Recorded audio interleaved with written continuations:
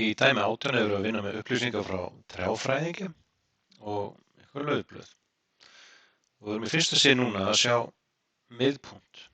Ástæðan fyrir því að það er gefin upp miðpunktstálkur hérna er að x-ið er ekki lengur ein eiginleg tala, heldur er komið bilskipting hérna. Þetta sem við sjáum hérna heitir bilskipt tíðnitafla. Til þess að finna miðpunkt sem að má í rauninni segja sé hið nýja x sem við erum vön,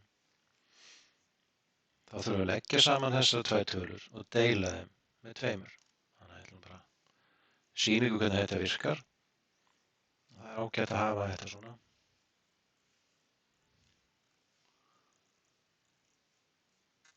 Svona. Sjá það, við erum að fá einhverju tölu, þannig að 74,5. Og við sjáum líka að dálkarnir hérna eru jafnir. Þeir eru svona að bilin er alltaf jafn stór. Ég get alveg gengið út frá því að næsta tala sé 124,5. Það myndi ég fá, ég myndi leggja þetta saman og deila með 2. Ef ég skrifa, nú sjáum við að það er útreikningur inn í þessum reit. Ef ég skrifa inn í hann bara upp á nýtt 74,5,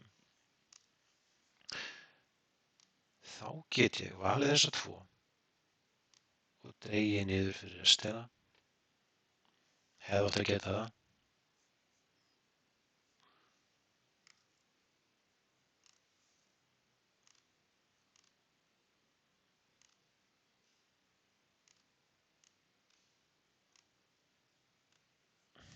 Það er líklega ekki hægt að þegar ég seti kommu.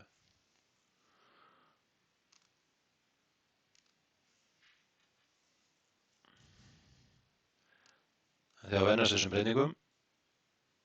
Svona. Nú er ég komið með réttan x-punkt allstaðar, en miðpunkturinn minn er miðjan í öllum þessum hér. Og það er hið nýja x. Við komum að því aðeins og eftir hvernig við notum þetta. En við skulum bara byrja á að kíkja á þessar spurningar. Hvað voru runnarnir margir?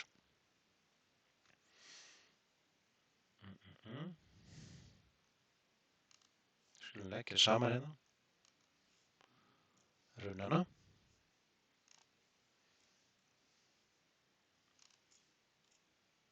Svona. Hvað voru laufblöðin mörg samkvæmt töflunni?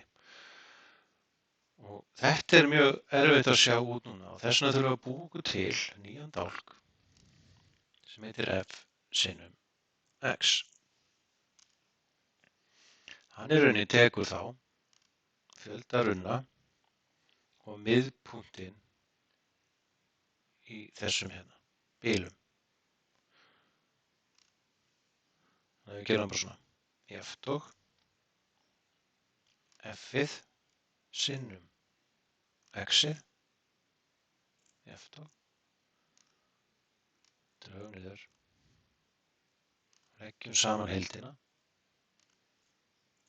svona og það ætti að gefa okkur hérna heildarfjölda laufblaða það bil svona. Við skulum ljúka við töfluna áður en við förum yfir í myndriti. Safntíðnin. Fyrsta tala alltaf svo sama og fyrsta tala í tíðni. Næsta tala fundin með því að taka næstu tölu úr tíðni, leggja hana saman við töluna sem við vorum að ljúka við að reikna.